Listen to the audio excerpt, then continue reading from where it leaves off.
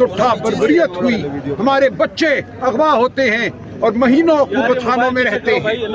किसी भी कौम की जानिब से सबसे पुरजोर एहतजाज वो एहतजाज होता है जो उसके ज़मीर की आवाज़ हो, जो मुनज़्ज़म हो, जो पुरअमन हो।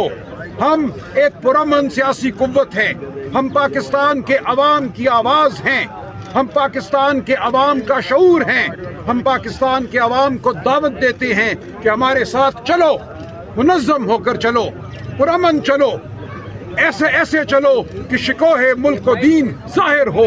हम कोई हुल्लड़बाजी नहीं करने आए, हम बड़े उसूलों को बयान करने आए हैं।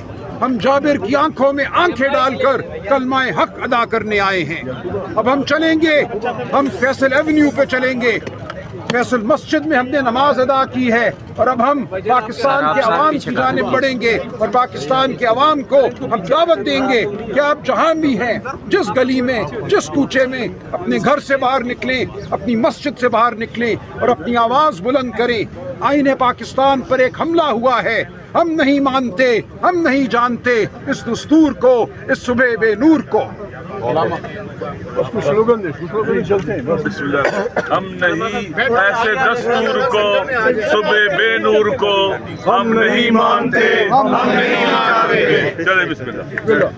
ये आप देख सकते हैं, नहीं चलेगी, नहीं चलेगी, लाठी गोली की सरकार नहीं चलेगी, नहीं चलेगी, लाठी गोली की सरकार नहीं चलेगी, नहीं चलेगी, लाठी गोली की सरकार नहीं चलेगी, नहीं चलेगी,